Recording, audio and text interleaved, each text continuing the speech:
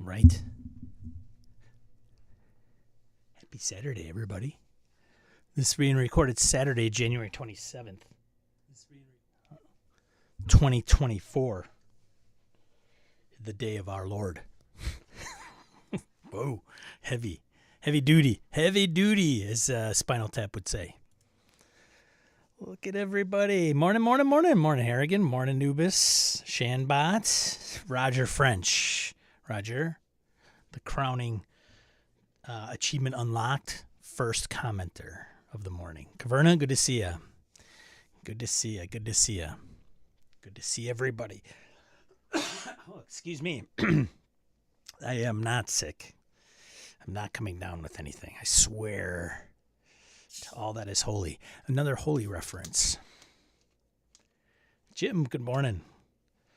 Good morning. I don't tell my wife. I'm not supposed to be doing this anymore. But what are you going to do? We all have our vices, right? Joe, morning. Hoos, bright and early. Right on time. 8 o'clock, 6 o'clock, Hoos time. Bam. Rainy. Should be here, man, in the Midwest. Jeff, good morning. Matt, good crowd. Hoos, we're like in Madison, it's like, now it's warm. So it's gone from like a high of 10 and even some of those nights being a high of -5. Now it's like 33, 34, and you've got snow everywhere, melting. It's like moisture everywhere. Like I don't think I've seen a dry patch of land for I don't know how many weeks. Nelson, good to see you. Nelson, I have episode 20 of Impossible Landscapes done, rendered. It's finished. I just have to upload it. Thank you to you. Nelson, a.k.a. Farty McButterpants, senior executive producer on the last episode of Impossible Landscapes. Without him, it may never have seen the light of day. Tad, good to see you. Well, I had to go through it to make sure, like, was there something we did or said during the episode that I needed to edit? Because otherwise, if I'm like, oh, it's pretty, clean for the most part throughout the entire thing, then I can just, render it and get this audio done. But I must have started it because the audio files had been mastered. Yeah. So I don't know what happened. It's crazy. Technically, it still hasn't seen light. Well, that's true. It will. I just have to upload it. I would upload it now, but that would be no bueno for the stream. So,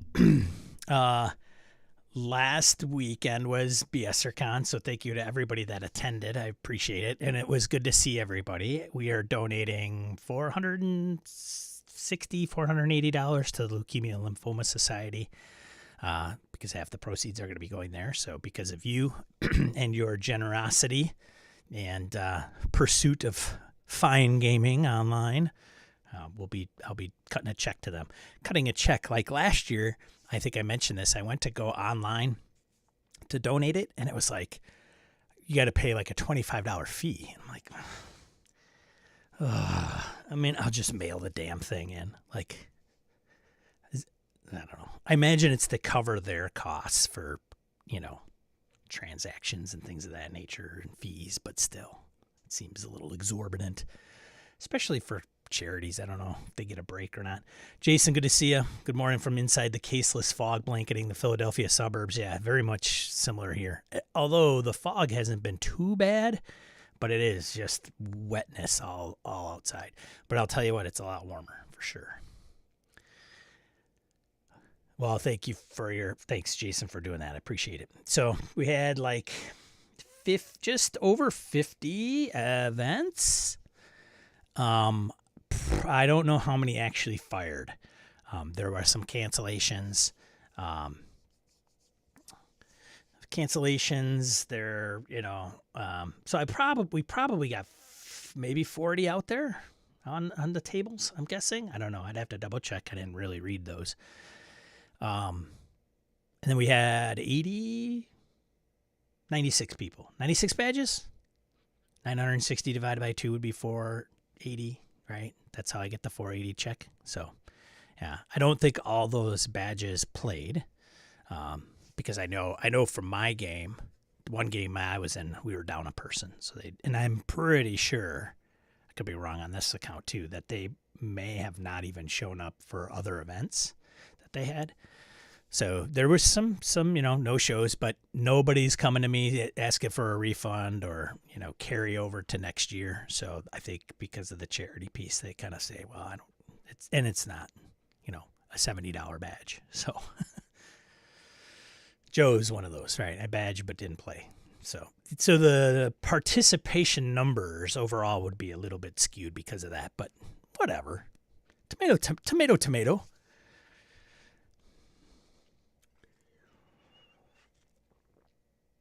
My BSer Con consisted of Coriolis by Michael Gurley on Hoose's recommendation, actually. Hoose is like, you gotta play in Michael's Coriolis game. He's a fantastic GM. Coriolis specifically, you mentioned.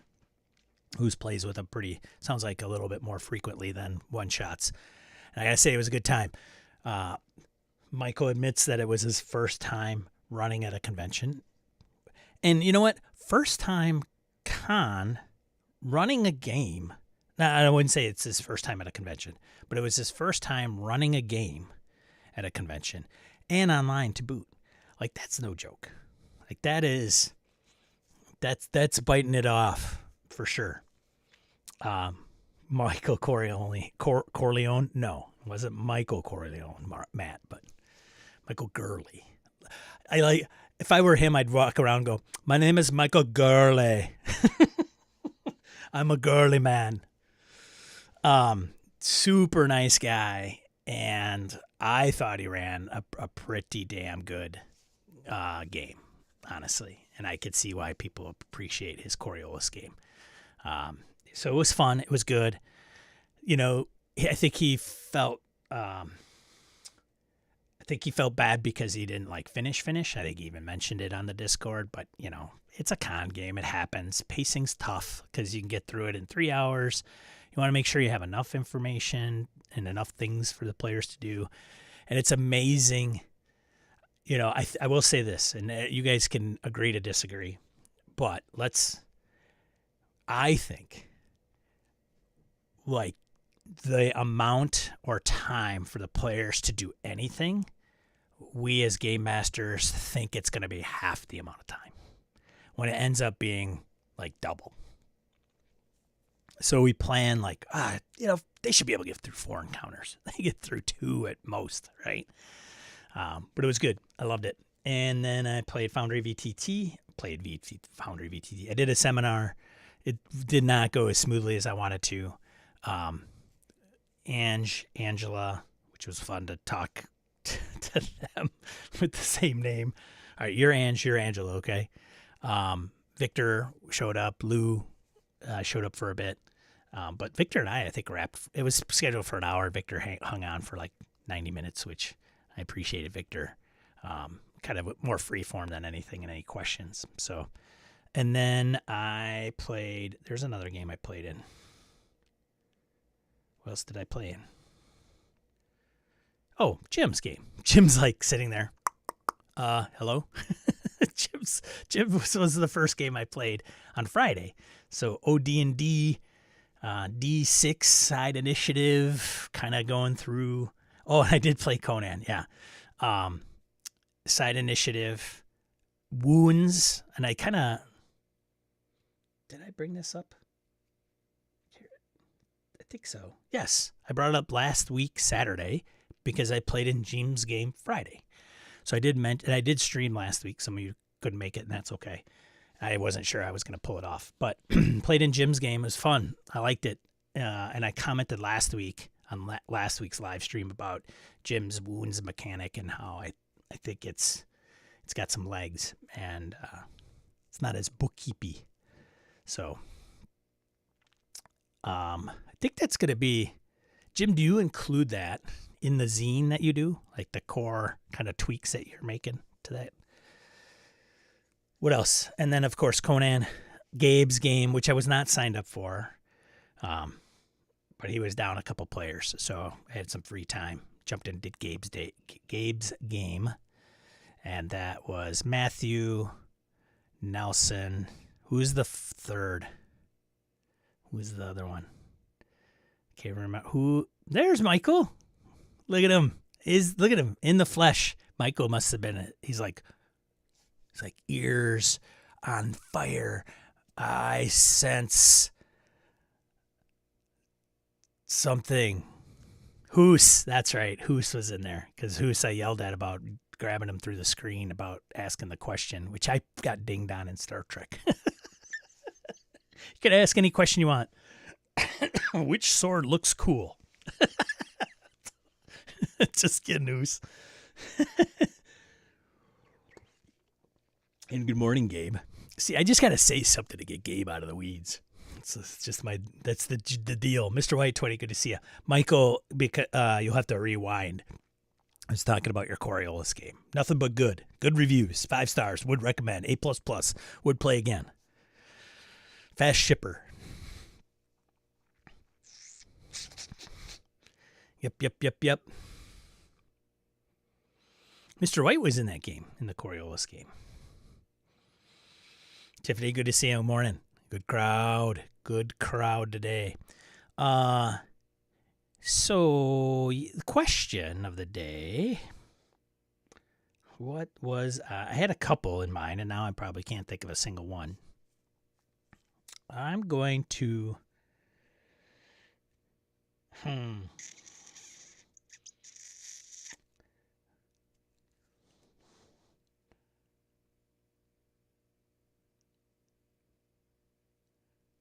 I was going to say, well, we'll do this one.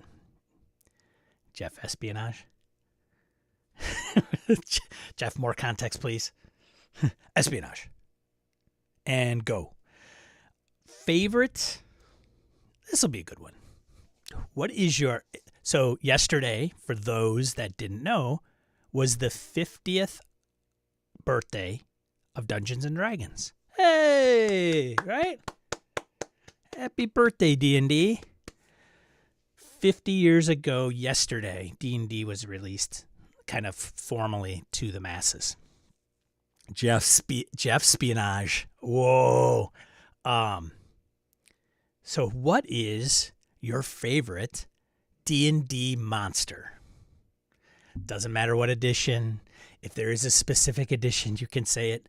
But what is your favorite D&D monster? And if you want to say why, that's fine. I don't need a dissertation necessarily. Morning, Victor. Roger out of the gates. This guy.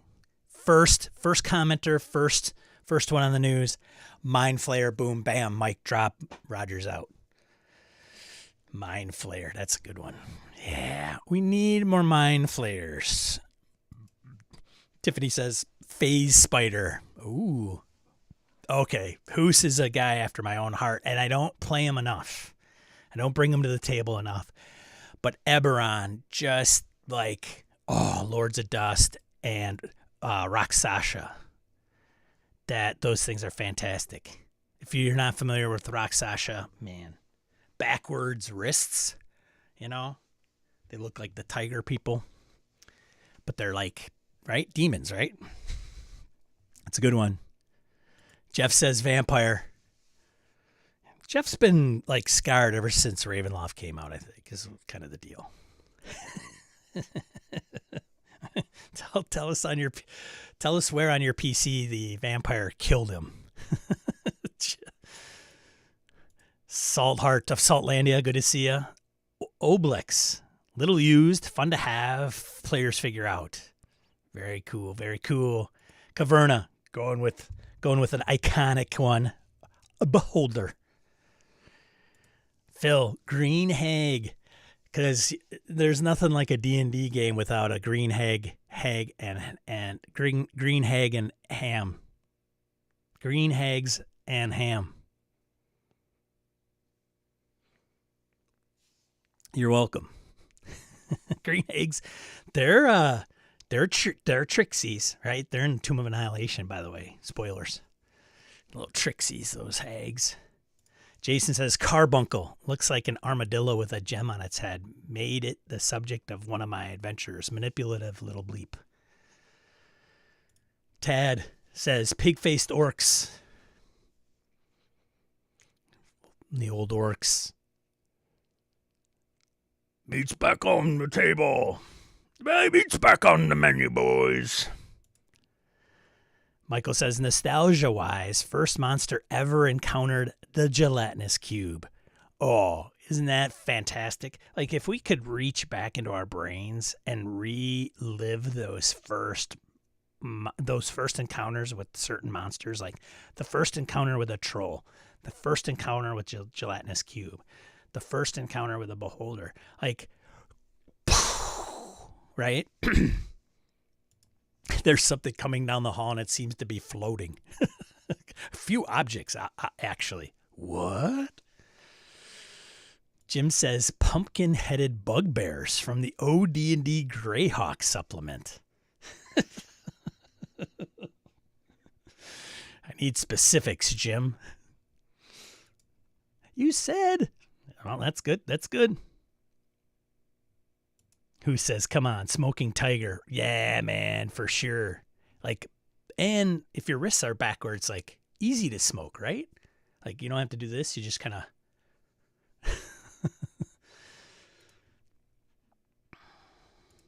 Joe Swick says, the drones, monodrome, duodrone, easy to put anywhere. Jason says, vampire, mildly controversial inclusion. Nelson says, hag, I love playing a hag. You paint a picture of a twisted older lady with the mouth of a sailor. Morning, Ryan. Good to see you. Oh, yeah. First encounter what killed a character, Purple Worm. Yeah. Getting swallowed by one, fighting your way out the side of one, sticks, like, I remember, like, well, where do you chop the purple worm? Because Sean's character is inside the purple worm, and, you know, there's a chance you could hit him, so that's always a fun ordeal. Flint, good to see you. Flint, question du jour is now that D&D is officially 50 years old. Looking good, by the way, I have to say, for a young 50.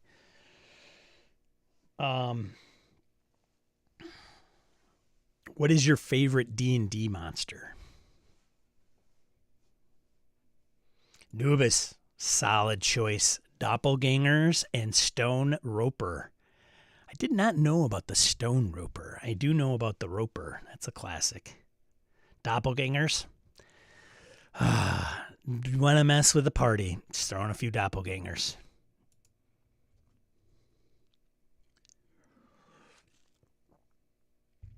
All good stuff. Is that it? Is that everybody chimed in? It's a pretty short one, I get.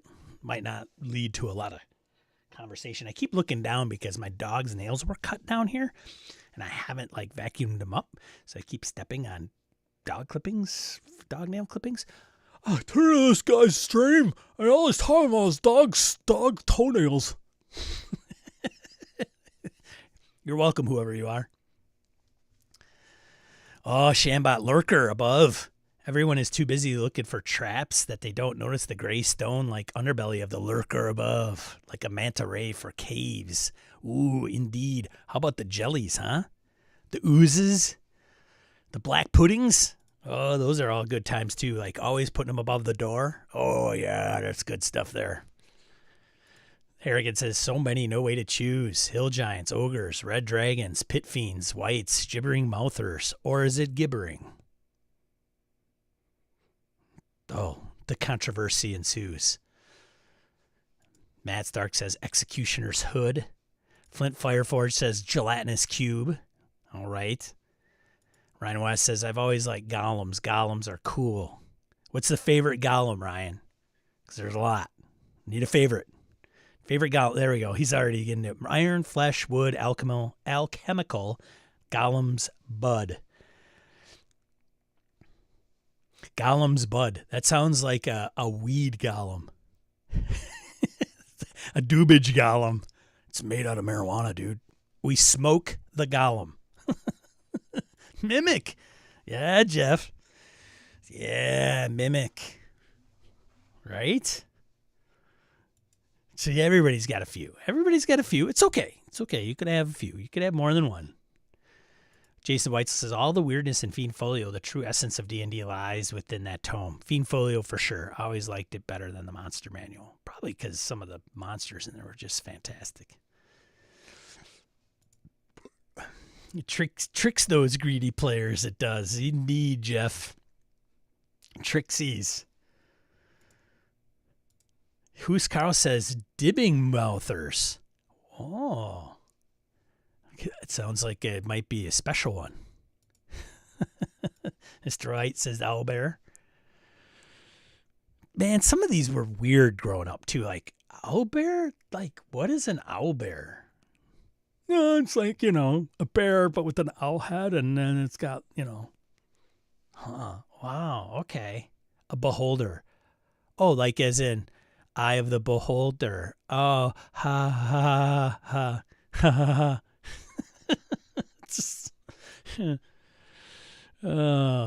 Victor says the first one I thought were cool were carrion crawlers and rust monsters.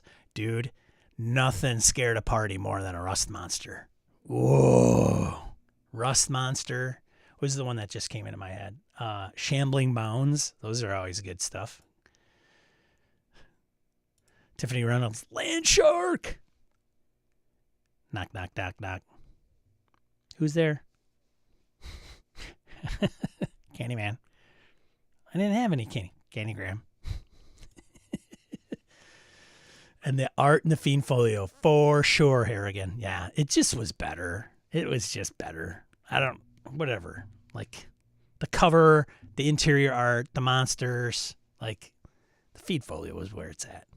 But the Fiend Folio always seemed to be, like, the next tier of monsters. Like, they were always, like, it seemed like they were all the upper hit dice monsters. Like, the big ones you wanted to put down on the table when the party got to, like, 5th level. Like, I always thought if the Game Master pulled out the Fiend Folio, we were in deep, deep, deep, deep shit. Harrigan says, the boulet. The boulet. Ryan West says, I always like chimeras, but with non-standard heads, like owl, dragon, alligator. Yeah, make it your own, right? Harrigan says, I also remember using hydras a lot. Nothing like cutting off heads and having them grow back. Jim, no love for flumps? Hey, represent, Jim. Flumps. Tad says rock grubs. Victor Harrigan says none, Jim. That should be said in, I just hear that being said in Dr. McCoy's voice. None, Jim. Victor Wyatt, I like flumps. They were so bizarre looking. Nah, Fiend Folio was a great mix, indeed. It sure was. Like, I think that was just a perception I had for some reason. It wasn't all like death monsters. Nubis, cabbage-headed root-shooting sentient plants. Yeah, that'll ruin your day.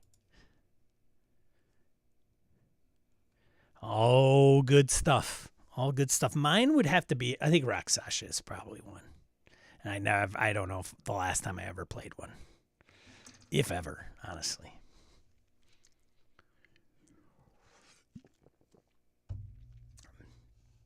Yep. Wolf packs at first level run some halflings to ground for sure. Blink dogs.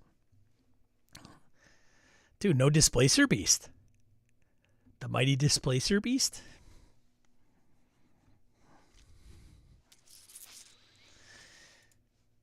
Jim says you avoided some vines that work like rock globes in the OD&D BSR game. Oh, that's what that was. Tad was in that game with Jim and I. It was very plant biome. Anyone remember the Slod? I remember the Slod Shambot because I used to play D&D miniatures, the skirmish game, and slots were one that was pretty tough. I think there was like a combo that you'd make with the slot that would really, because I think did it have render? I think there was a blue and a red slot, and it had render, and render was bad news. So if they hit you in that game, I think then you can roll again to do render damage. And that was no joke. I mean, if you got like some basic little miniature with like 6 hit points, and it got hit by a slot, it might survive the initial attack, but when it renders, yeah, forget about it. Sturges, that's a good one. Old buddy Randy used to pull those on us. Oh, there's a bridge, and it's like very slick with garbage, and big, huge ceiling. You can't even see the top of the top of the ceiling that you're in this cavern. And Sturges come down, and now you're like slippery surface. Sturges coming down, flying onto your faces.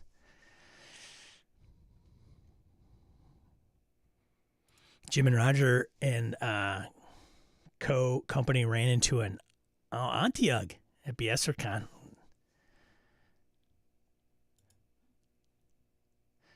But you got to keep the name secret. Keep it secret. Keep it safe. Jim says he guessed. Keep him thinking. Drow? I think the Drow was in the Fiend Folio. Were they? Interesting. I did not know that. It might have been.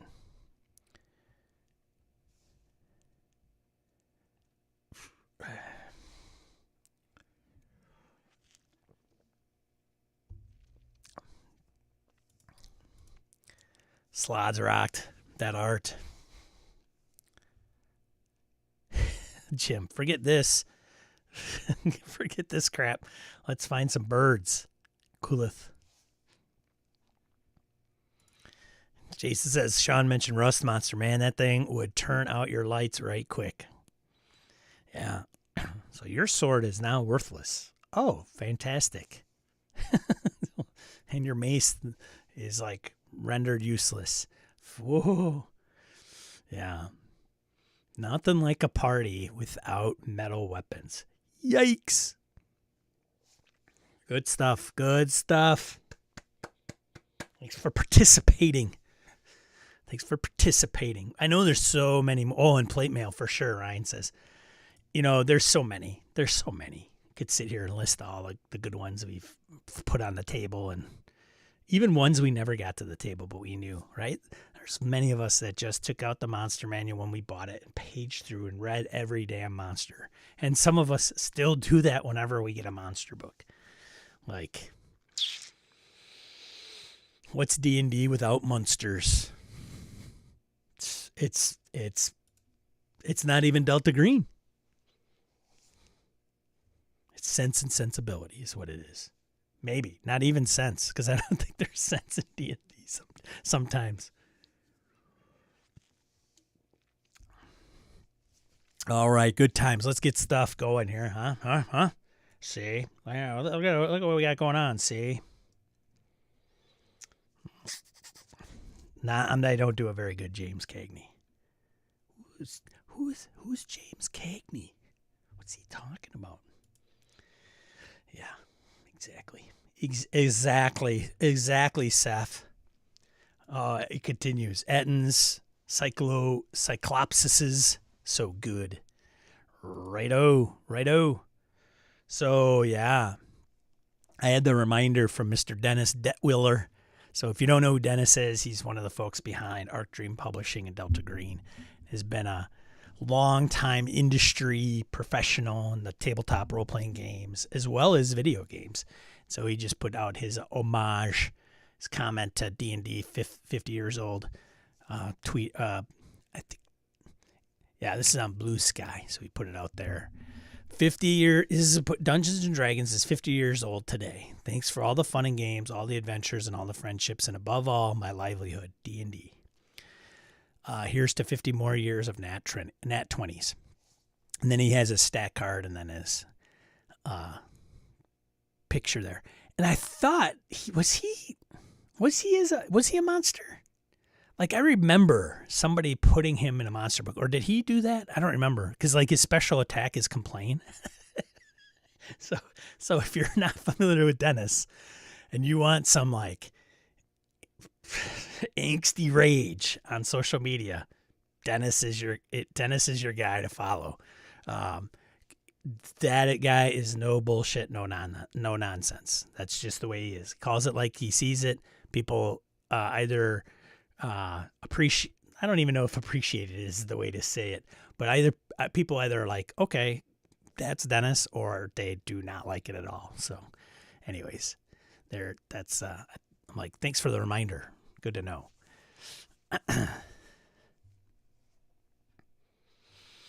Let's see what else. So being on the 50th birthday of D&D, I mean, we may not have, some of us may not be playing D&D. Some of us have opinions of different editions of D&D, but it is something to look back on and kind of, many of us wouldn't know each other if it weren't for D&D, even if we're not playing it right now. Or maybe we played in some other game and met through a podcast or something along those lines, in a Discord, and wrote in and things of that nature. But in the end, you have to give credit where credit is due. Like it, love it, hate it, whatever the case is.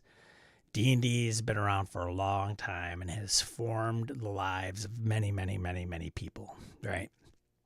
And I think I would go as far to say for the better, for sure. So every game is D&D, Roger French says. Every game is D&D. Yeah.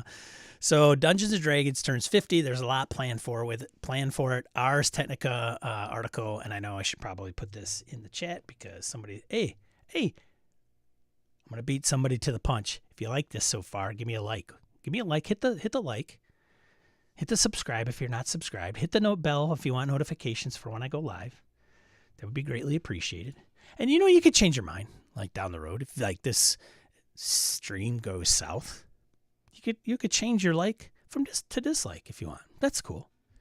I'd say comment, but I don't think you can comment until it's done. So Ars Technica put this out there. Thank you very much for doing that, by the way. So let's see. What's going on for the 50th? So it started with a new line of miniature rules and became a global phenomenon, right? Talking to the origins.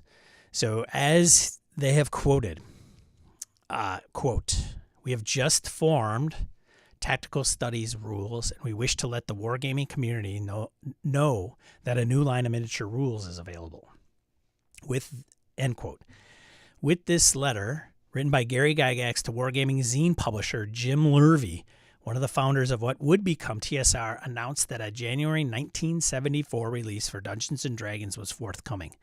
This, plus other evidence compiled by John Peterson, as pointed out by Grognardia blog, points to the last Sunday of January 1974 as the best date for the anniversary of D&D.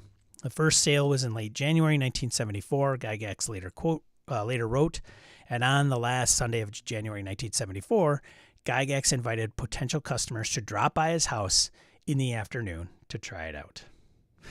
That's fantastic. Like the craziness. Little would he know. You could argue whether a final draft, printing announcement, sale, or first session counts as the true birth of D&D, but we have to go with something. And Peterson's reasoning seems fairly sound. Gygax's memory and a documented session at his own house are a good point to pin down for when we celebrate this thing that has shaped a seemingly infinite number of other things. So it's a good expose. I won't read the whole thing. It's actually relatively short, but so some of the things that are going on apparently, some of the coverage, a preview of D&D Next in 2020. Looking back at some notable D&D coverage at ours, he points out. So the D&D Next 2020-12, when the system started streamlining on its way toward 5th edition. And I think is there anybody in the chat who has not played 5th edition? Be honest now. It's okay. It's okay if you haven't. I'm just curious because I have a hunch that I don't know if anybody has not.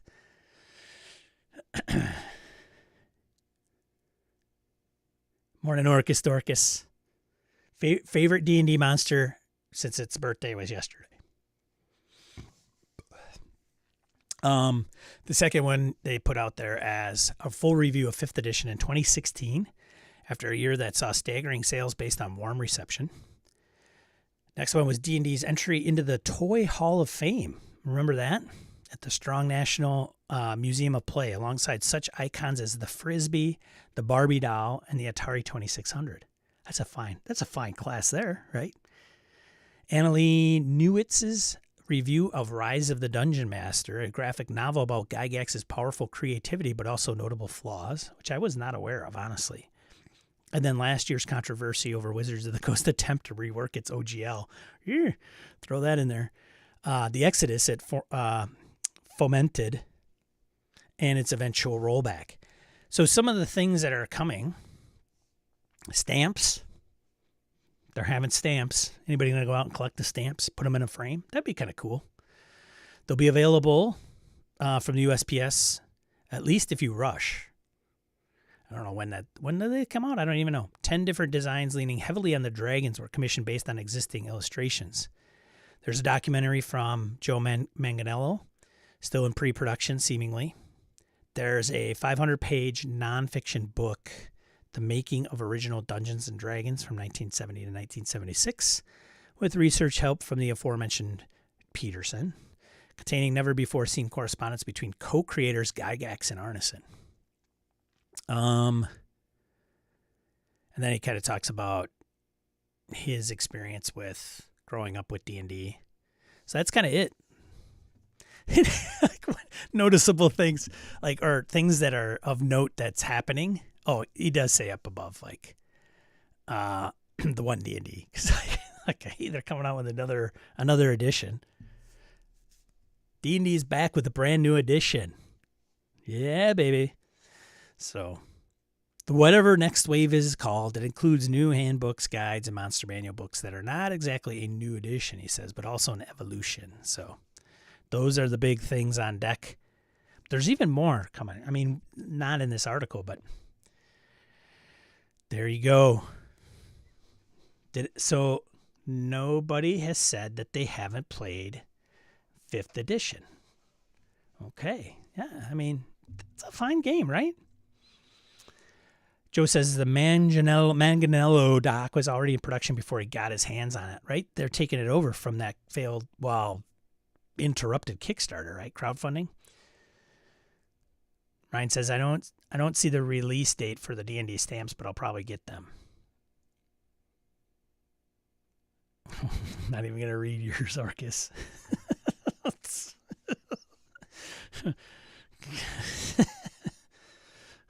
Well, if I want to meet Joe someday, I can't read your comment. Sorry, buddy. People can watch it, see it in the chat. Ryan West says, I wonder if that's what they call the next edition of D&D, D&D Evolution. Joe says, yes, you're right, Sean, about the D&D Kickstarter crowdfunding. He's picking it up. And Joe says stamps, I believe, are slated for second half of the year. Get it. 10-4. Speaking of the D's and D's,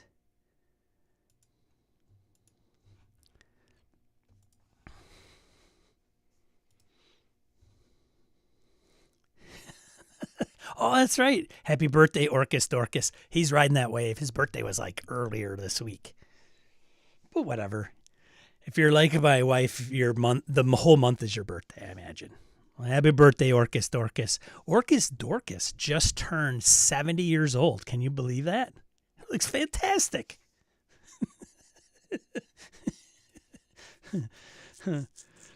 Jeff says, as a proud grognard, okay, I wouldn't exactly call one D&D a game of Dungeons & Dragons, more that it's D&D-ish. Well, that's a take. That's certainly a take, Jeff.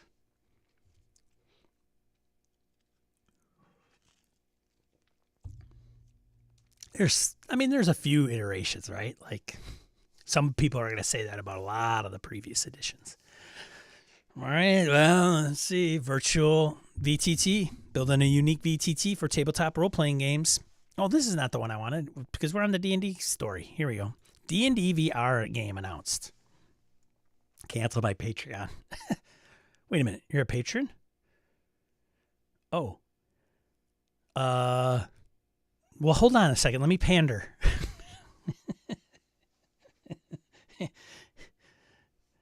29-year-old Orcus Dorcas just celebrated his birthday last week, folks. Look at that guy. Doesn't he look great? There, how about, is that better? Tiffany says, wow, I'm older than D&D and I don't count by decades, but editions of D&D. Eric says 5th edition Tiffany. Dungeons & Dragons VR game announced. Now, if you're putting a VTT together for D&D in the next iteration, where's the VR game sit in all that? Like, I guess it's probably not bad, but where did my chat go? I lost my chat. I lost my chat, man. I'm going to go to Chatmandu. That is where I'm going to, I don't know, copy and paste my do. Anyways, DVR.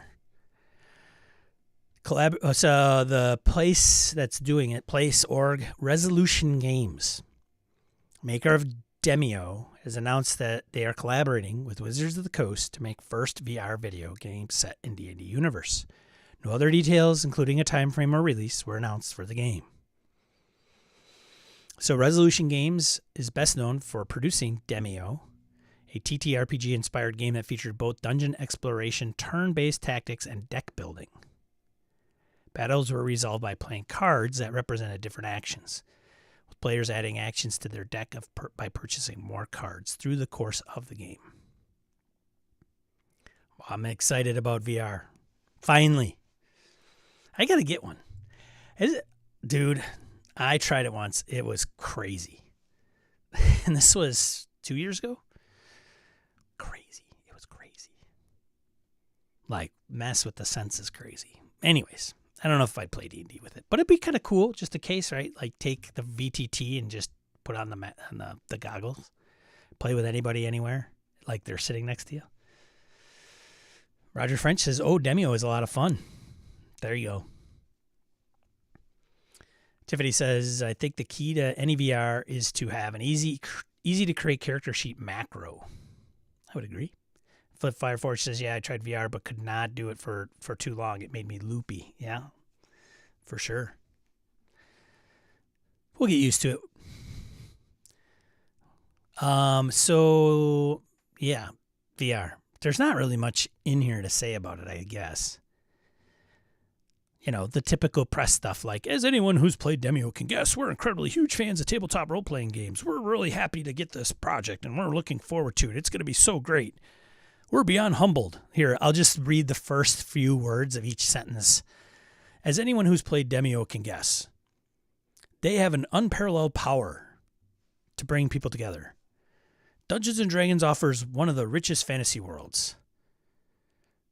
We're beyond humbled to have the opportunity. Resolution Games has a clear understanding of how to bring players together. They're an ideal partner. Giving Cliff's notes in real time. The new game adds to growing slate of future D&D video game. There you go. There you go. Let's see. Next one. Building a unique VTT. Hey, there's still room out there for some VTTs. We're waiting for the one that's built that you didn't know you needed. That's the deal. So this is Quest Portal. I don't know much about it. I do not know. Decent start of my birthday. Listening to the stream. Hey, William's birthday. Come on, everybody. Happy birthday. Happy birthday, William. Let's do it. 1 and 2 And a 1, 2, 3, 4, happy birthday. Or should I do like a restaurant happy birthday? As a matter of fact, I don't even know if I can sing happy birthday on this stream. I might like get DMCA'd notice. So we'll make one a happy birthday, happy birthday to you, happy birthday. So you were born on the same day Orcus Dorcas was. Are you sure you have the right parents? Happy birthday, happy birthday. That is not the link to the article. Well, thanks for spending your birthday here. That's quite an honor. Thank you very much, William. To many more. To you and Orcus, many more. And everybody else's birthday that I've missed in the years past. But Mr. White says, Quest Portal looks very promising for COC. Or is that? So that would be Call of Cthulhu. Happy birthday is now public domain? Last I heard. Dude, don't do me wrong, Joe. I'll get banned from YouTube because I sang happy birthday. Probably should be anyway. Anyways, Quest Portal. We begin the next year filled with hearts full of gratitude and excitement for where our adventures take us next. Looking back at 2023, we are very proud of our achievements and progress in product development. Creating an easy-to-use virtual tabletop that enables mobile-friendly TTRPG gaming is challenging. I can imagine. So they wanted to start this year by reviewing where Quest Portal stands today in a sea of VTTs and highlighting some of the things we shipped last year. So launched a mobile app for playing TTRPGs with your friends, launched AI tools for game masters. Controversial. Improved editing experience for world-building game masters and note-takers. Launched editable character sheets we are calling universal character sheets. Oh my God. And more. Excuse me. Then it goes into what makes it unique. Unbeaten ease of use. Reduction in the number of tools you require to enjoy playing TTRPGs. Mobile is as important as the web app. We are openly betting on AI being a toolbox that will significantly help create more game masters. Additionally, you can create unlimited characters and campaigns and enjoy unlimited storage for free. Ooh, what? Here is the thing with free. If you give away so much for free, chances are they probably won't be around in a year or two. Just saying. Like, seriously, look at a lot of the free options that are out there. So while it is appealing, putting a lot of data into a platform that you're going to be playing RPGs and not paying for, like Roll20's been doing it for a while, for sure, but it also has a paid version. So I imagine they do too. They got to, right? It's okay. Hey, it's okay. Hey, it's okay to make money. Kind of weird. People need to be not weird about money. Happy birthday is public domain in the US and EU. Well, then my video is going to get blocked in other countries, other continents. Come on. So basically, if I hit Asia, I'm in trouble. Oh, yeah, the copyright claim was declared invalid several years back. Oh, okay, well, I guess I'll sing it next time. Next year. Hey, maybe next year. COC books come with the pay version, $5 a month. Interesting. Well, if they have official content on there, I imagine they have to pay for it, or they have to give royalties to the company. They can't just put it up there for free unless they do SRD stuff or open content. Orcus Dorcas says, haven't looked into Quest. Anyone have a perk about it that makes it stand out? Yeah. What is unbeaten ease of use? It says we put a lot of thought into how we design our applications and the user experience of being a game master on our platform. Yeah, but that's so subjective. Need some meat and potatoes. I guess there's only one way to find out, right? Probably to use it. Why am I standing way over here? Hi, guys. Anyways, I would probably want to check it out. Who knows?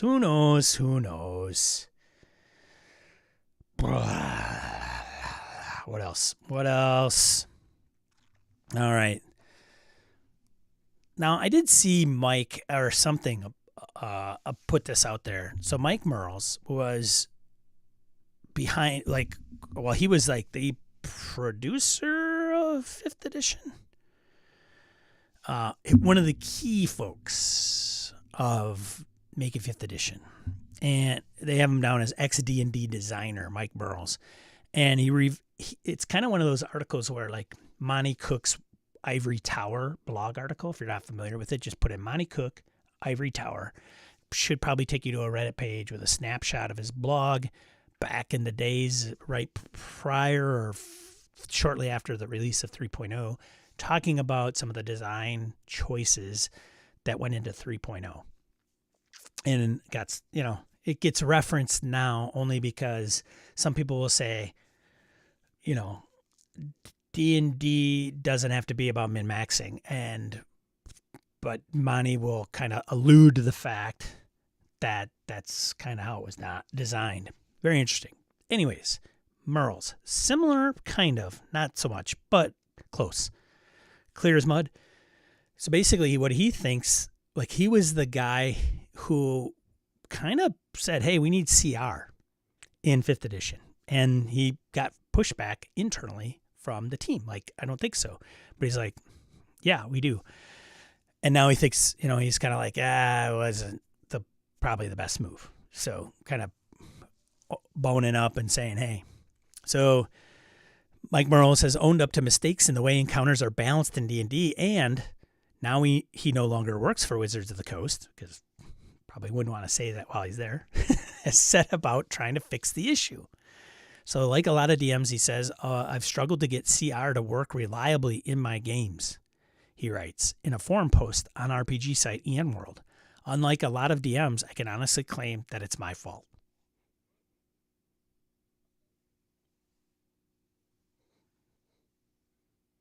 There you go. There you go. Jim says Merles worked on 4th and 5th. Yeah, but yes, he did. But I think he had stepped up on 5th. Like the 4th edition was Bill Slavicek, I think, was leading that charge. And then I think Merles either took his role or took a role that was similar to Bill's. But yeah, carried over.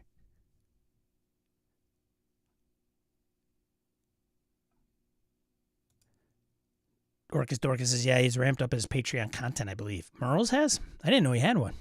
Jim says 3E, 3.5 were made for min-maxing.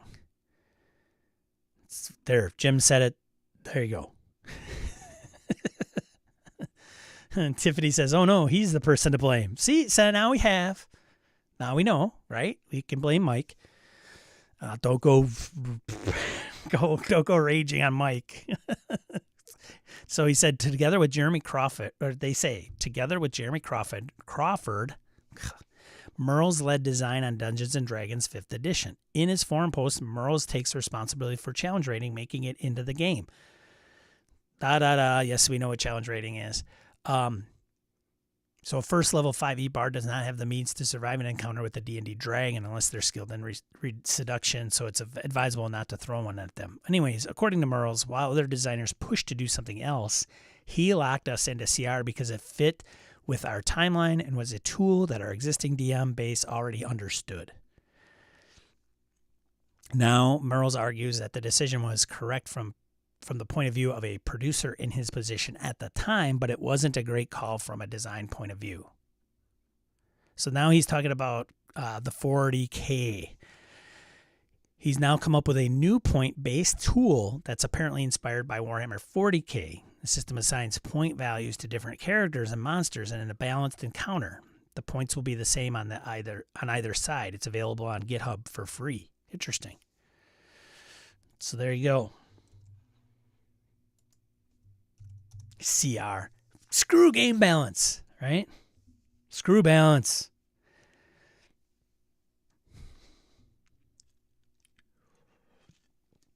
I mean, according to Mike, CR isn't like a good measure of balance anyway. So if you use CR, hey, you're saying screw game balance. Congratulations. Victor says, Merles ran a short series of YouTube or Twitch videos teaching people how to make monsters several years back. The series looked like it would be cool, but the process felt a bit vague. Interesting. All right, let's see. What else we got here? I didn't even do the intro. I always kind of, we should probably do that. Why do I do that? Why?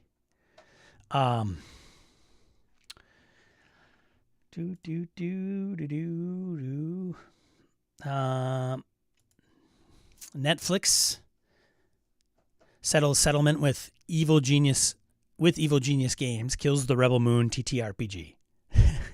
So, given the reviews of Rebel Moon, Evil Genius was like, "Hey, we're good."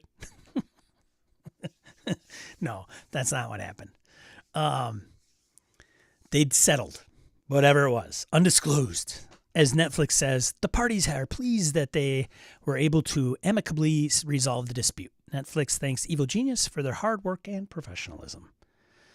So there you go.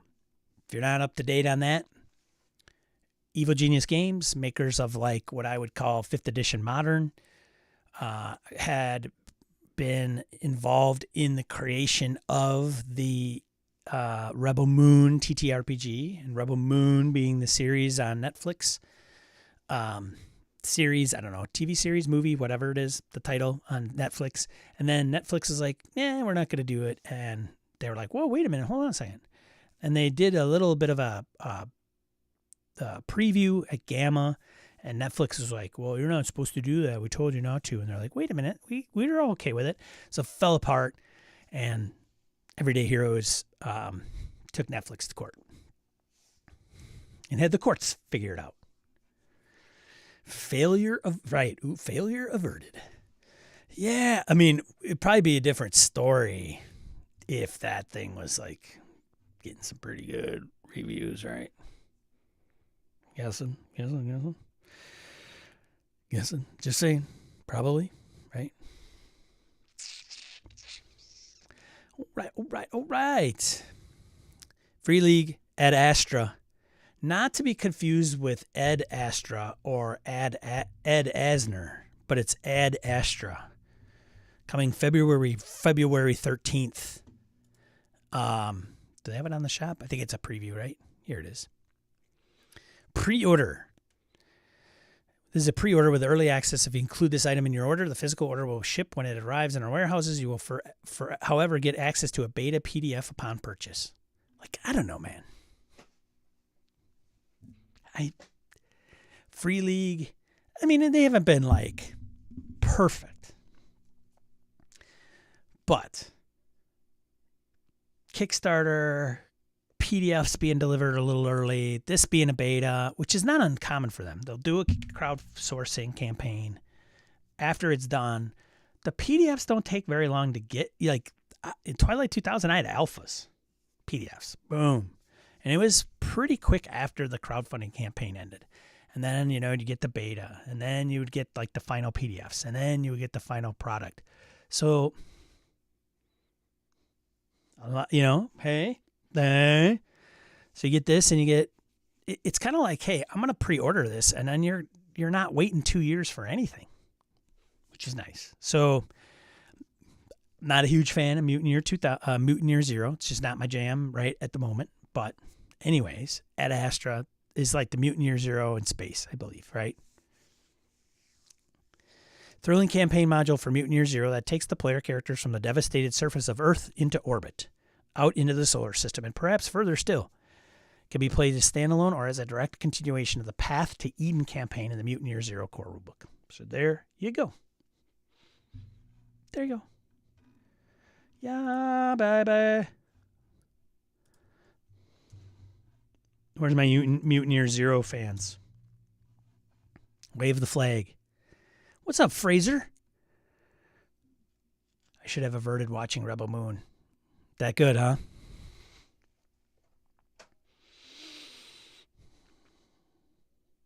Agreed. I was supposed to turn 49, but after watching it aged me a year. I get it. I haven't seen it. Victor says, I'm a fan of their design and release process about year zero.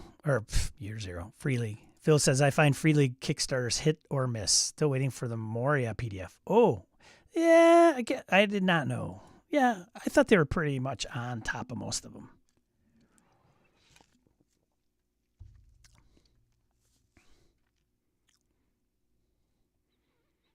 Yeah, I just got mine, Shambot. Not happy. I'm still going to drop them a line. Like, dudes, you got to do something about that distribution.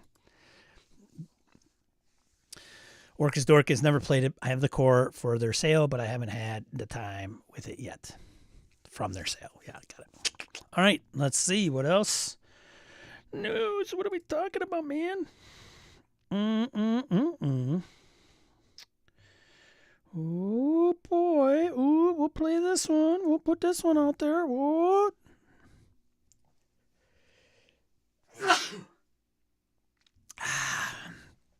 Feel better now. Here they are. Your most 10 anticipated RPGs for 2024. I'm hoping that their mothership makes it again. How many times can you be on this list? That would be an accomplishment. Ryan says, I acknowledge your cough and or sneeze. Thank you, Joe. Thank you, Ryan. Thank you, Fraser. Yes. So did you guys see this? Did you chime in? Say, hey, I voted for this one. It's been posted, so everybody kind of weighed in on the Discord, I know for sure. So number 10, Tales of the Valiant. Call it TV. TOTV? TV? I don't know. Just TV. Coin it here. I'm going to try to coin something. Let's coin something right here.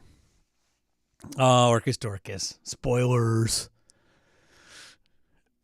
Victor Wyatt. Mothership. Most often, most anticipated. It should be on the box. the most often anticipated RPG. Roger Franche says 2TV. Yeah, I like that one. Mothership makes number 9. It is the third time, right? Is this the third time it's been on here? Oh, Sean. Not me, Sean. Sean. From Tuesday Night Games.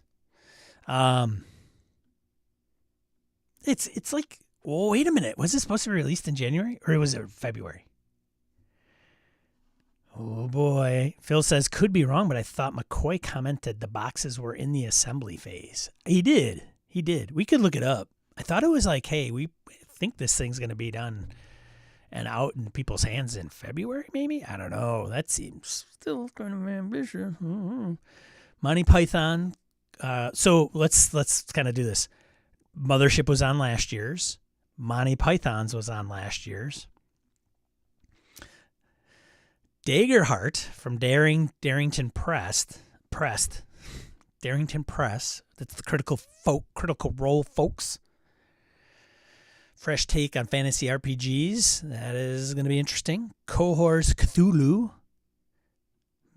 It does have the appearances listed. Third for Mothership. There it is. 1, 2, 3. We want more.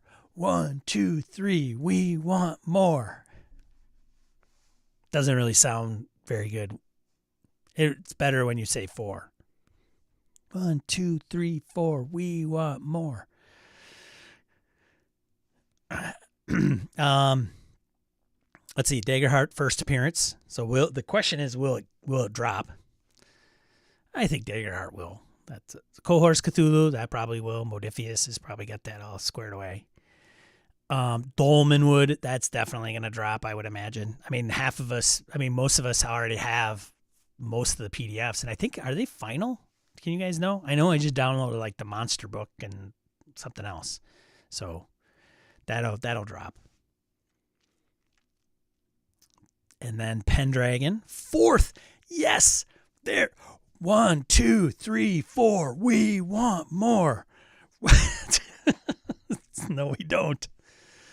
Pendragon 6E. Yeah, they're busy. They're busy at Chaosium. 4th appearance. Last year's winner was on this list way back in 425 AD. And it's still here. Well, maybe not that far back, it says, but it's shown up in 2021 at number 4, 2022 at number 3, 2023 at number 1, and now 2024 at number 4. Oh. Will it drop? It's like the old videos, will it blend? Will it drop?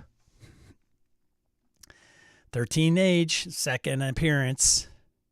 That one's kind of quiet. Is it even up? It's not even up yet. It's coming. Like they're going to crowdfund it, right? Dude, it's not even out there.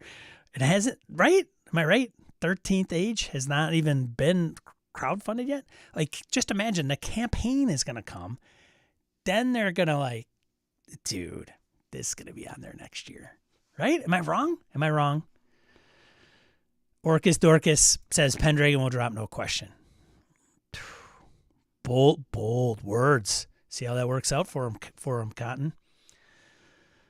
Nubis says last news from McCoy was ironing out the final kinks. Still looking at February to start shipment, as far as I know. Dude, February is in like 4 days.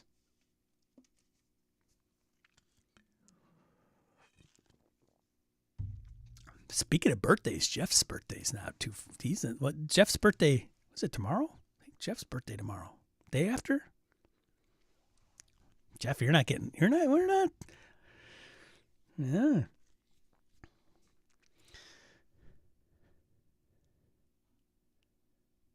Orcus Dorcas says, would be technically be 14th age or 13th age squared.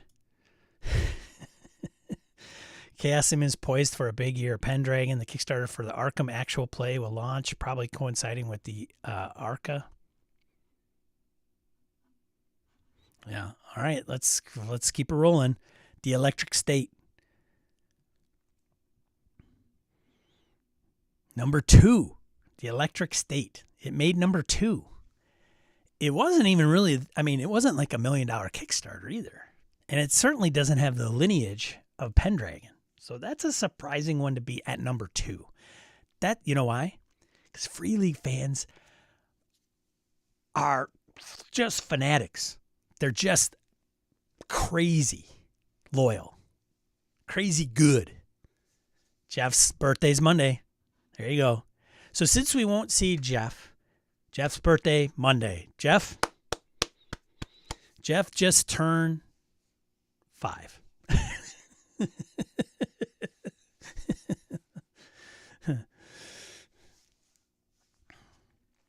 Happy birthday, happy birthday, happy birthday, happy birthday.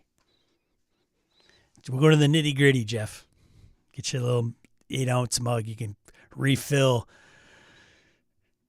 8 ounces free beer one at a time. That's how they get you, as my dad would say. And then lastly, but not leastly, Shadow of the Weird Wizard. 3rd appearance by Mr. Schwab, which is kind of weird because some of these, like 13th Age, hasn't even been crowdfunded. Like, if they're going to do it. So if they say, yep, it's going to be crowdfunded, our expectations are releasing it in 2023, and it's not crowdfunded in 2022, there's no way it's going to hit the market. Shadow of the Weird Wizard's been, man, I brought up some stuff like it was being talked about in 2020. So there you go. No MCDM yet, even though it was the biggest Kickstarter of the year, I think, right? Jeff's 29, just like Orcus Dorcas. And William. You guys are all what? What are you guys? Aries? What's your Pisces? I don't even know what it is. There you go. And then if you look, you could look at the whole chart that EN World has been keeping track of all this stuff. At least some from last year. Well, at least, some of the first appearances for last year are not on here. But some of them are. Well, there's science. There's Sean's, insight for you. Oh, my God. Aquarius. This is the time of the age of Aquarius. Jeff fits the Aquarius sign, like, to a T. He's so hippie. All right. Did I miss anything? Kind of news-ish. I don't think so. Did I? Anybody? Bueller? I don't think so. So from here, why don't we go into, like, I don't know, print news maybe?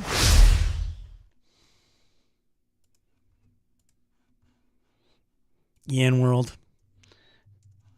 They don't sponsor. They have no affiliation with this stream whatsoever, but go and check them out, ianworld.org. They do all the legwork. I reap the reward. Hashtag hard truth. All right. Let's see. Building Better Worlds. It is now out there. You can buy it in hardcover dead tree version. Complete campaign module to run full open world campaign with the PCs as pioneering explorers or colonists. It's Free League, so you should just buy it. Okay, because it's Free League. There you go. My job is done here.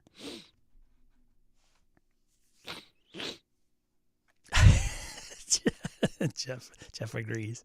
All right, next one. Vorpal Almanac. Worldlings, Tales of the Tiny Gods by Rati Incantati. D&D 5th edition and OSR. Hardcover and softcover supplements. The Vorpal Almanac is said to have been scribed by the sure, steady hand of the goddess of swords herself. Her pen, a rapier, and her words, a scripture of violence. Includes 22 magical blades like the crystalline sword Mornshard and the hellbound blade Nagotha, the Crimson Requiem, and Viden's the Sword of Many Teeth. Each blade has full descriptions for its powers and abilities. Worldlings, Tales of the Tiny Gods is a lore book of animalistic gods and spirits, the worldlings that hide in the midst of the wilderness of the wilder woods. Whoa, that is, let me rephrase, I want to say that again. Worldlings, Tales of the Tiny Gods is a lore book of animalistic gods and spirits, the worldlings that hide in the midst of the wilderness of the wild world. Sally seashore, said seashore, pickle peppers. Dragon's Horde, issue 35, 36, and 37, out in print. Bam, boom, bam, 5th edition, bang, bang, grab it. Warhammer Fantasy Roleplay, Archives of the Empire, Volume 3, Cubicle 7, $35, bang, bam, boom, bam.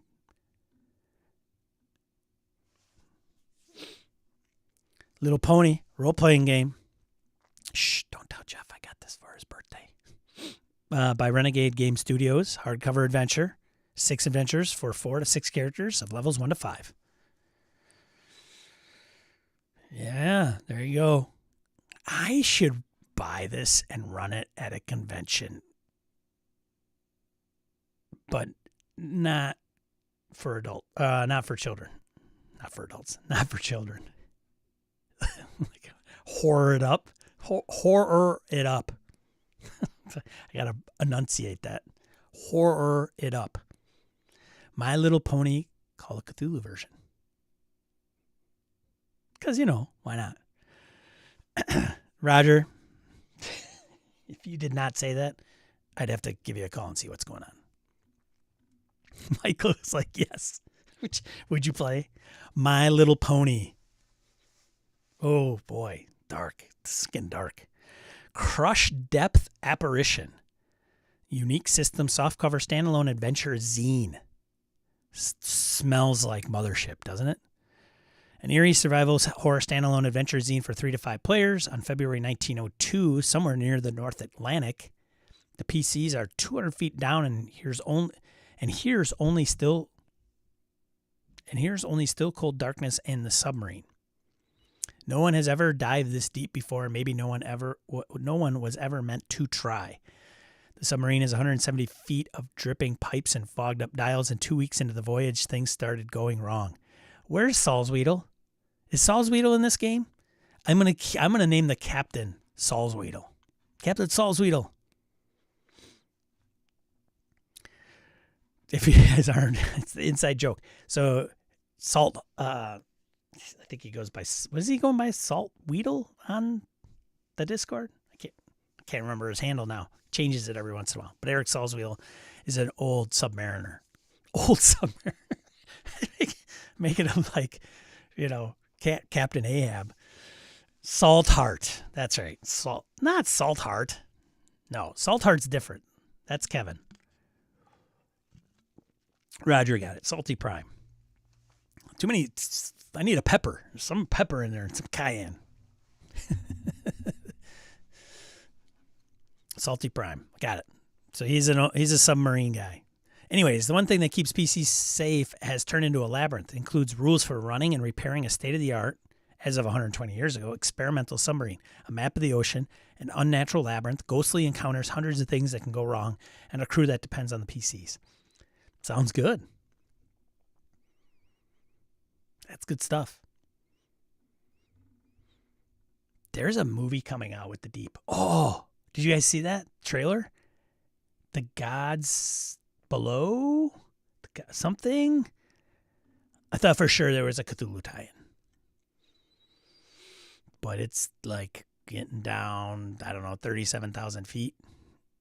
Dude. The ocean, man. The freaking old ones are down there.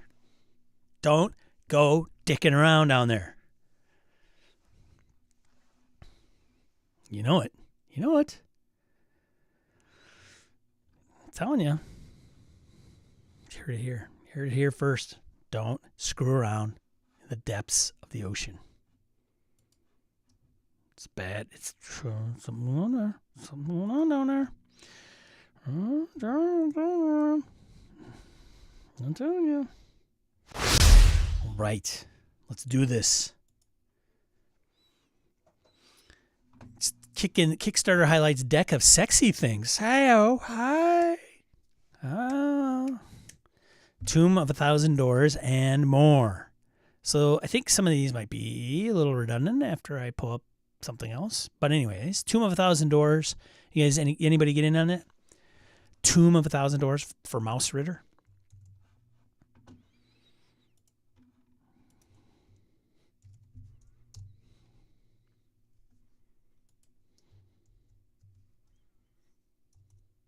There you go.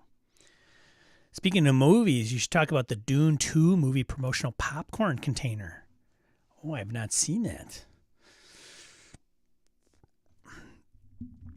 So Mouse Ritter's pretty cool. I've not seen it. I mean, I've seen it, but I've not played it. I know some folks in the chat have bought it. And then they probably ran out. And I think they did another print run. And now they're putting out this.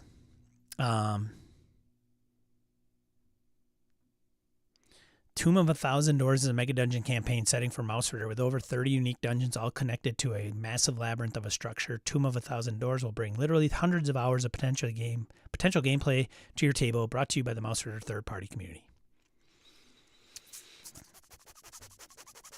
Yeah, there you go. I mean, if you are a fan of the Rats of Nim, Mouse Ritter's a no-brainer. Bard Songs, hand-painted modular miniatures coming. Unleash your TTRPG imagination with customizable miniatures, 5e character attribute tracking panel, and wooden accessories storage. Pyramids of Power, an ancient... Come on, get... Bell of Souls. Pyramids of Power, an ancient Egyptian D&D 5th edition adventure. Diving in the sands of time with the Pyramids of Power, a thrilling D&D 5e compatible adventure set in the world where ancient Egyptian mythology and fantasy collide. Pharaoh, anyone? Huh?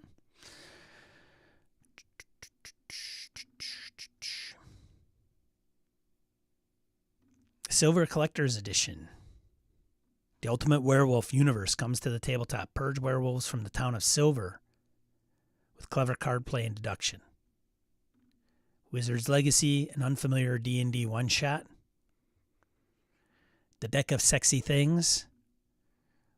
Ooh, risque. Have you ever had one of those players who's always looking for a hookup, visiting every brothel in any town you encounter, and hitting on all the attractive NPCs? Well, we here at Art of the Genre know how derailing such endeavors can be at the gaming table, and that is why we devised the deck of sexy things. This deck is fully agnostic and can be utilized for any race, gender, orientation, or anything else your players are utilizing for their characters. Standard 52 card French suited deck, so you can utilize it for more mundane purposes in games while still being sexy. Okay, so there you go. No, okay, man.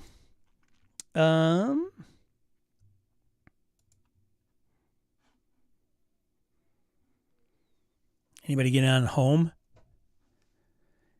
Home Handbook, Tiny Supers expansion? This is on Crowdfunder. Gallant Knight Games. Alan Barr, right? So it's a $500 goal. It's at $1,700.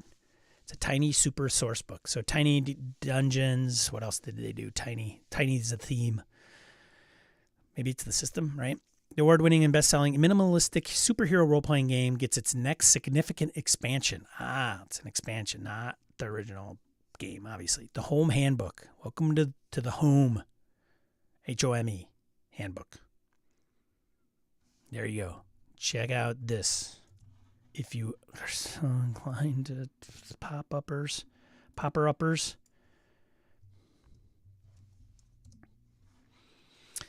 Let's see. There you go. That's that one. So I kind of got some out of. Here's the Purple Planet. Purple Planet was released by DCC. This one is Return or Adventures on the Purple Planet and Beyond. Sorry, I guess I should probably state it properly. Purple Planet returns to print in this enormous hardcover. Swords and Planet hex crawl in the vein of John Carter of Mars and Robert E. Howard's Almuric Adventures on the Purple Planet. Compiles all the Purple Planet setting material from the original 2014 box set.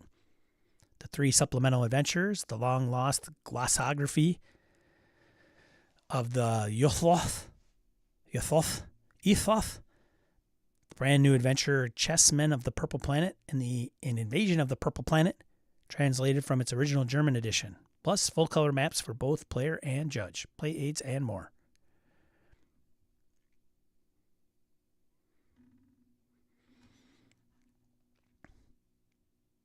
So I think this is, it's launching in 10 days at the top of this, as of this recording.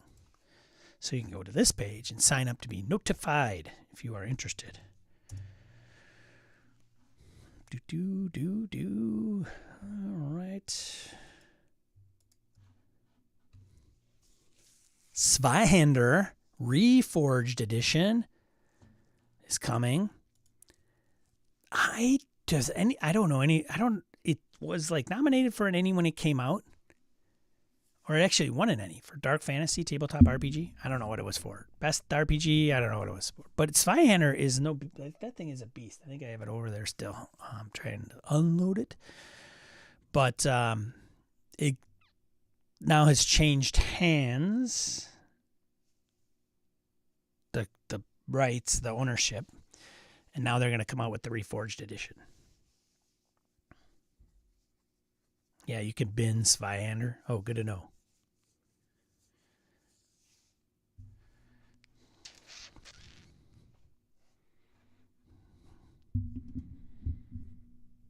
I don't know if I know anybody that plays Zweihander. I don't know if it's a bad game. It's the only thing that I know. I mean, I have it. I've looked it over. But the only thing I have is it's a complete ripoff of Warhammer Fantasy. That is what I've heard. I'm not saying it is. It's what I've heard. So, anyways, that's coming. That'll be interesting. It's got 1,100 followers. So, depending on what their level is, we'll see. We shall see. That's coming. There you go. This is John Hanbone McGuire's. So if you listen to Vintage RPG, then you know John Hanbone McGuire. So he does the 3-2-1 action RPG. I think I have a copy of it in PDF, if I'm not mistaken. Nubis says, I see Zweihander mentioned from time to time. Doesn't seem too popular. Yeah, I don't know. Maybe, well, and it could be just the circles I run in. Like, I don't know.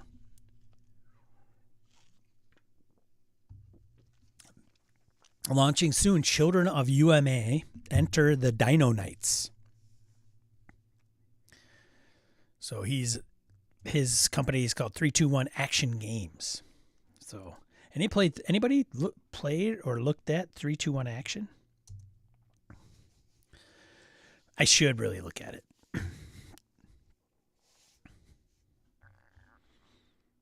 And he has a few different like supplements. Or settings, I guess. Scenarios, adventures. Because it's kind of a 3-2-1 actions, an action game. And then, excuse me. Tiffany says, I have it and flip through it. The rules are indeed the same, but I think that the setting is different from the grimdark theme is there, as she is referring to Zweihander.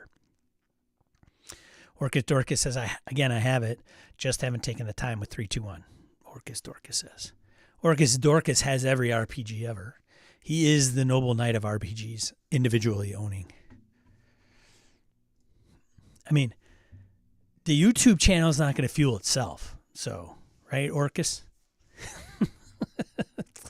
All the reviews. Let's see. What else? Did I put in John Hanbone McGuire's call to? I did not. I don't think. Yes, I did. Okay.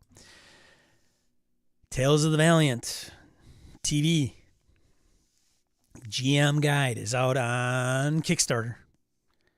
It's got 20 days to go as of this recording, so it'll probably cross our path again. $340,000 for Cobalt Press. 4,000 backers. It's interesting to see these dynamics kind of happen. GeoRock, good morning. Thanks, GeoRock. Appreciate it. Thanks for showing up. So I say it's interesting to see the dynamics. Tales of the Valiant, very much inspired by 5th edition, right? Cobalt Press puts out quite a bit of product for 5th edition. And so now it's their own game under their own kind of license and IP. And then, they do quite a hefty sum in crowdfunding campaigns. And I think if you looked at their background, like their history of crowdfunding, the ones that do really well, I think, are non-game master related, like the ones that are like players, like additional books. The game master specific ones, I think, come in a little bit shorter. Probably because it's, just game masters, I guess. If it's, if you go by one game master to every 6 people, which I know is not the case, but just, hypothetically speaking at the table, wouldn't be a huge surprise. But 340,000. So it's kind of like how many from 5th edition are going to Tales of the Valiant? How many of those folks are doing Kickstarters with Cobalt Press for the new TV? All right, see you, Orcus. Oh, I thought you were literally leaving. I just said I'm leaving. I should probably read the whole thing. He says, I'm leaving my kids a fortune of books like Beanie Babies. Wait, let me find a better reference. Bottle caps?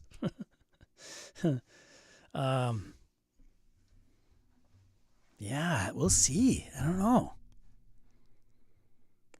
We at one point in time we're like, Cobalt Press could be kind of like, if you look at history and how things have kind of morphed, does Cobalt Press follow in the same kind of path or footsteps that Paizo?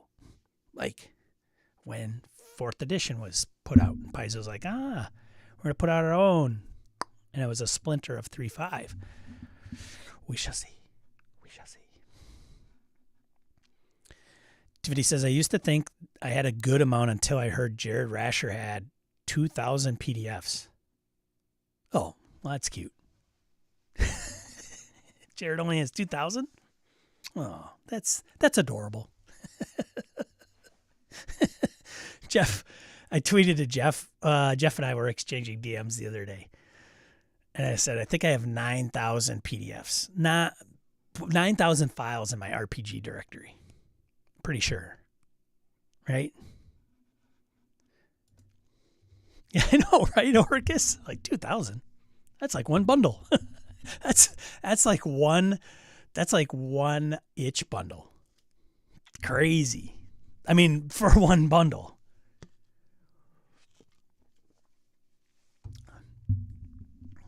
I think I have 9,000. But now, to be fair, there's supplements and maps and, all kinds of stuff. I bet you Orcus has me beat by twice as many, probably. That guy. That freaking guy. I did not put this in there. Anybody get in on TV?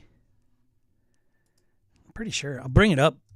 I'll bring it up, Nubis. Yeah, I think I have a problem. To be fair, anybody getting into the GM guide for TV? Jim says I've got around 550, which is kind of too many. Jim. Oh, he's hilarious. Orcus Dorcas, 600 gigs on OneDrive alone. Yeah, I think he's got me buried. Yeah. See, now this is Library of Congress. Why is my other monitor off? I just noticed that.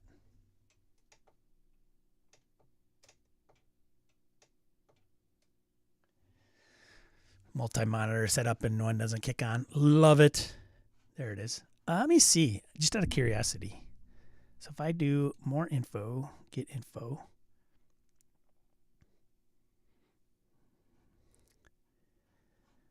Don't know where the box is. Get info. Ah, here it is. I got 94 gigs. 94 gigs.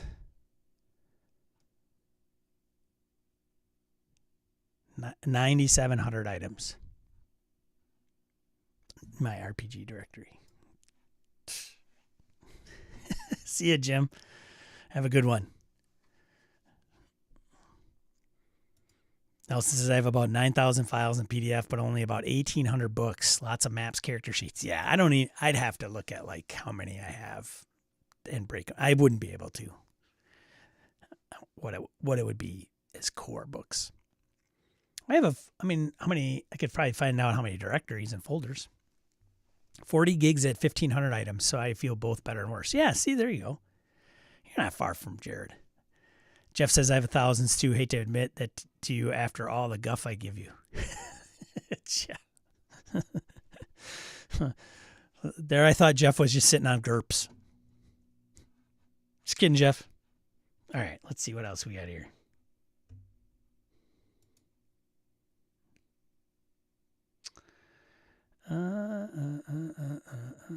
Okay. We'll go to Ian World. Tomb of 1,000 Doors, that's out there. It's at 69,000. 15,000, so that's the one we just went over. Tomb of 1,000 Doors from Mouse Ritter. Heron World. Who's in on this? Who's like, hell yeah, man.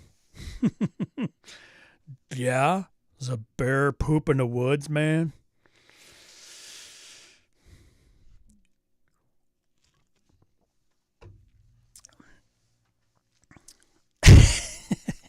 It's all right, Hoos.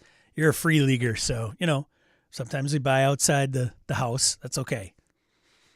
I know you were a Harn World guy before Free League, so I get it. My fave nation. 53,000 out of a 10,000 goal.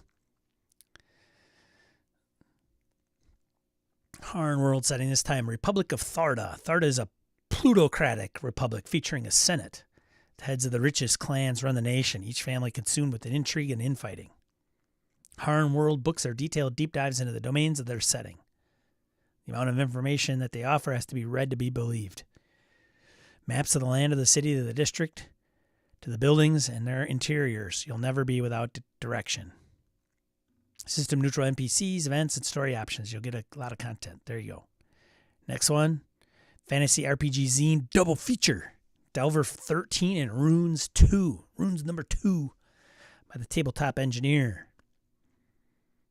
$22 if you want the zines, or zines, if you will. If you really want me to give you the old cringy nails on a chalkboard.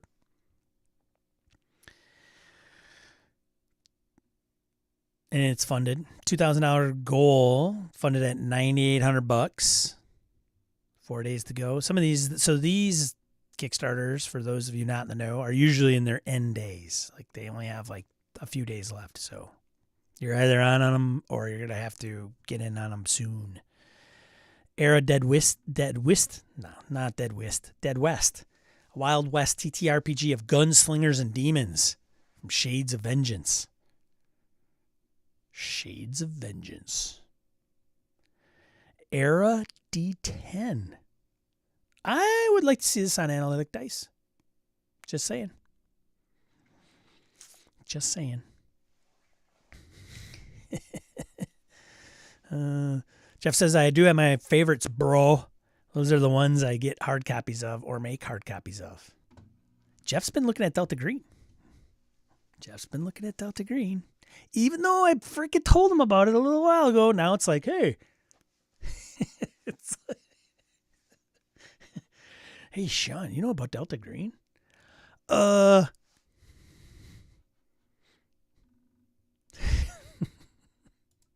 so glad I found it. It's a great game. Gabe, noted. Got it. Cool. Wild West because it's D10. The Wild West demons and demon-slaying gunslingers using the Era D10 system, while Era Dead West undoubtedly shares some notes with Deadlands. Oh.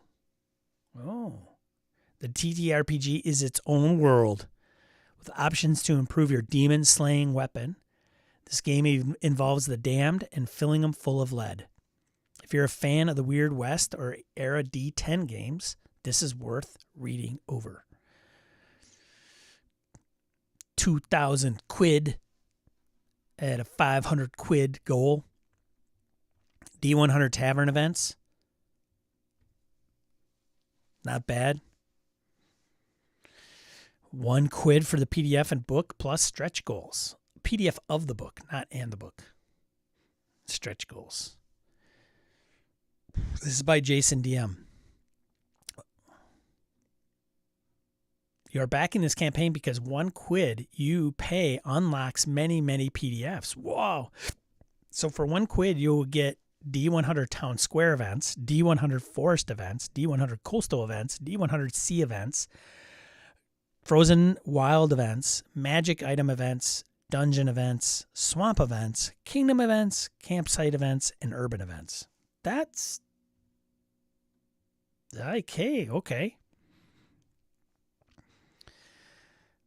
Yeah, 5,000 quid out of a 100 quid goal. Wow. Good for him. All right. Next one, Demon Slayer. Become the Hunter, compatible with Merkborg from Theater Macabre or Macabre. Macabre? Let's kind of turn in on this guy and kind of speak English. This campaign offers 2 Merkborg books. Sourcebook Demon Slayer lets you create up to 8 elementally defined subclasses of Demon Slayer. In addition, there's the Omen of the Blood God adventure, where a religious oligarchy runs the city of Rotsburg, a place where sinister machinations are afoot. That's funded.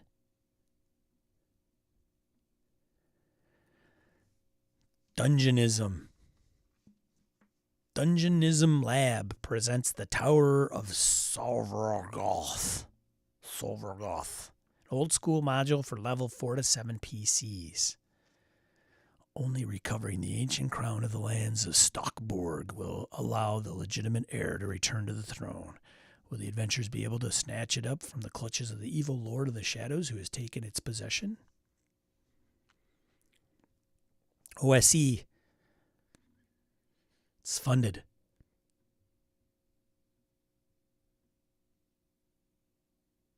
That's a rough name, Dungeonism Lab.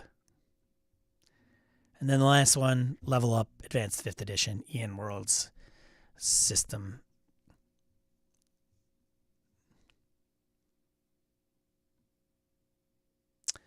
As we move into 2024, we have the 50th anniversary of D&D, a perennial version of the game coming from Wizards of the Coast and several major TTRPGs that are carrying 5e forward.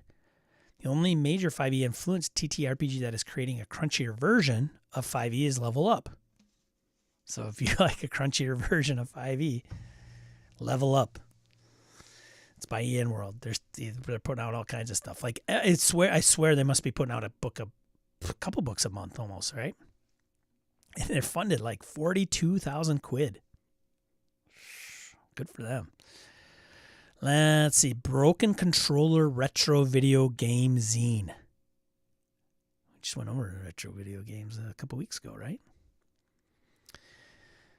So I had heard about the place in Illinois where they got the town square. I think somebody might have brought that up. They have the town square that like all the buildings are video arcades. Yes, I will be making a trip to Illinois sometime. I would do it a day trip. Depends on how many pets we have and what their condition is. We'll see. I will let you know. We could rendezvous there. Anyways, Broken Controller Retro Video Game Zine.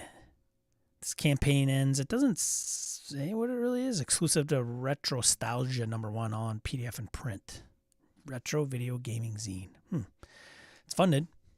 And that's it. That's the last one. That's it. There you go. Did I put this in there? I did, right? Did I put the link in there? Did I not? I did not. I should. I thought I did. No? Who's on first? First baseman. Did not. That is not cool of me. I could have swore I did, but yeah, the chat doesn't lie.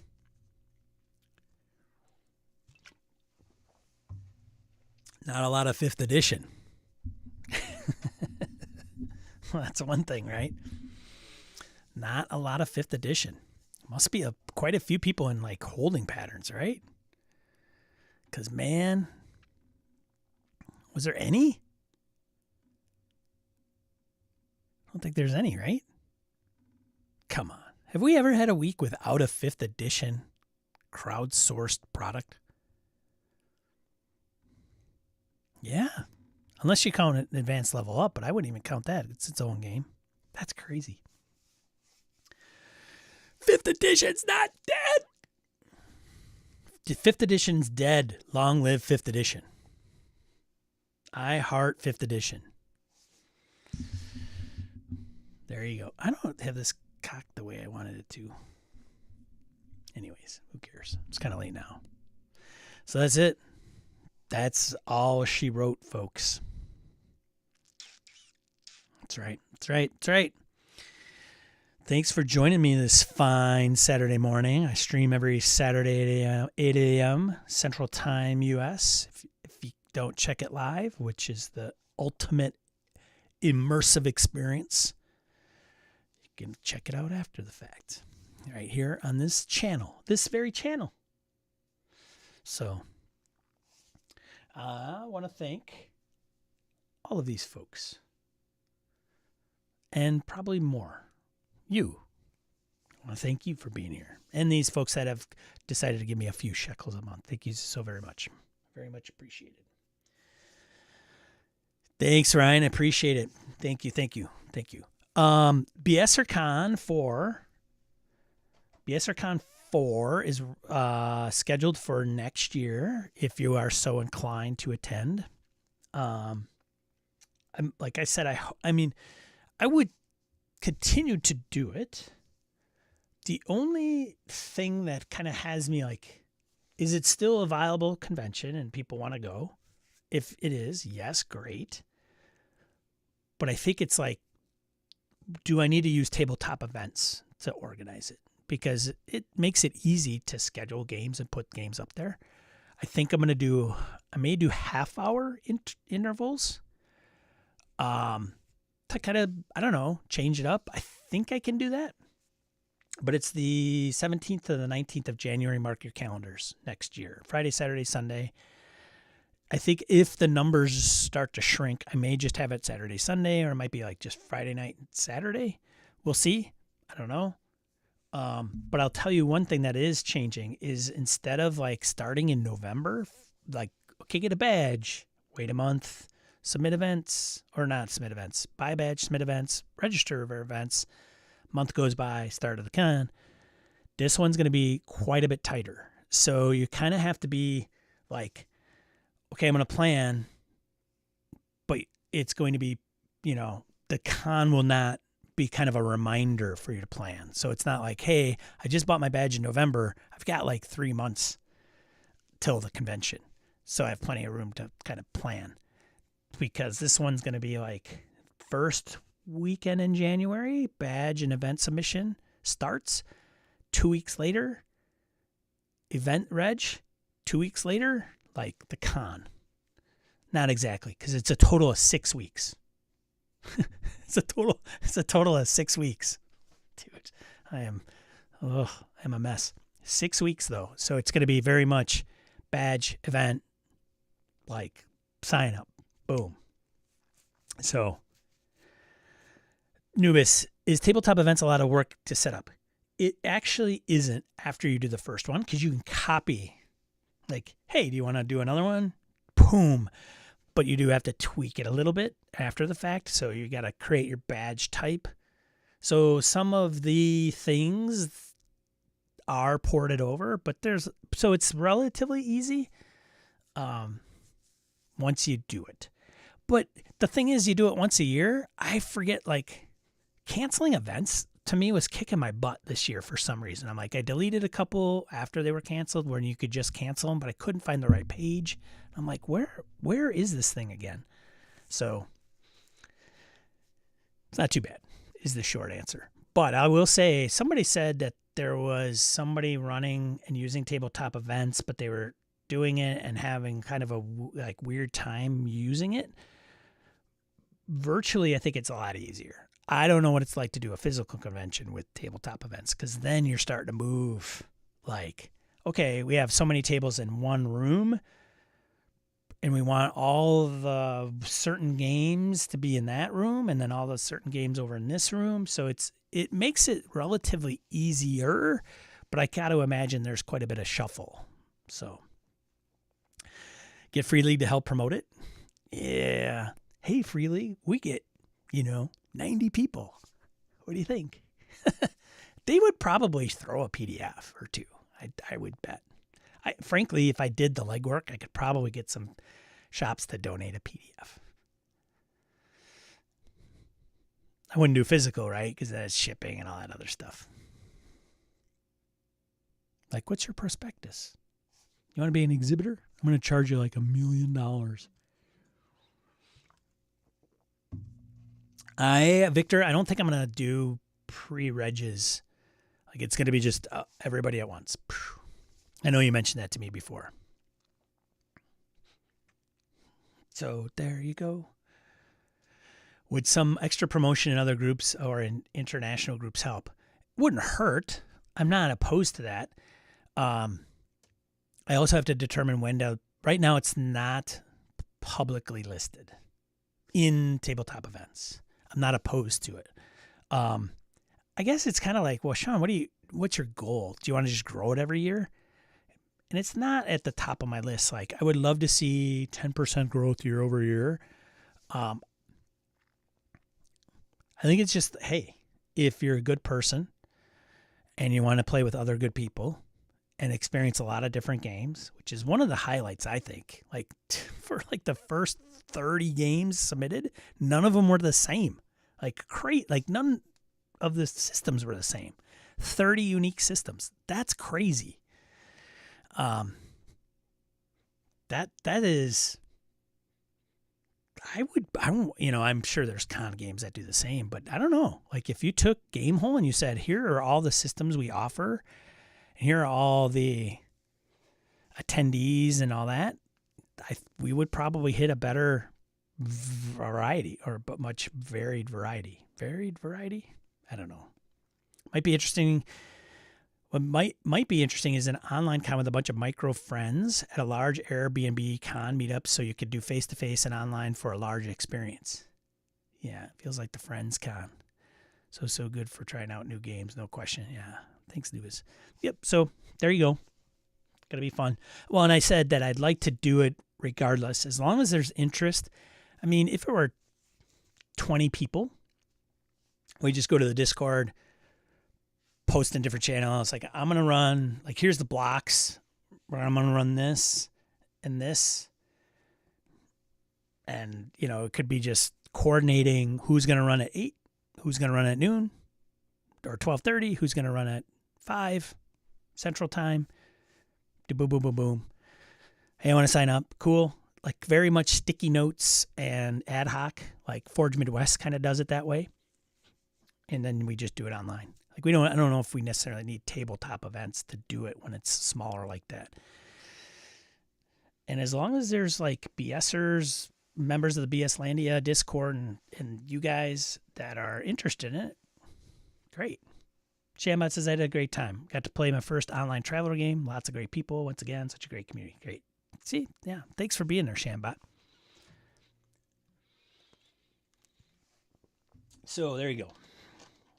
That's all I got for this weekend. I'll let you guys go. It's about that time. Have a great weekend.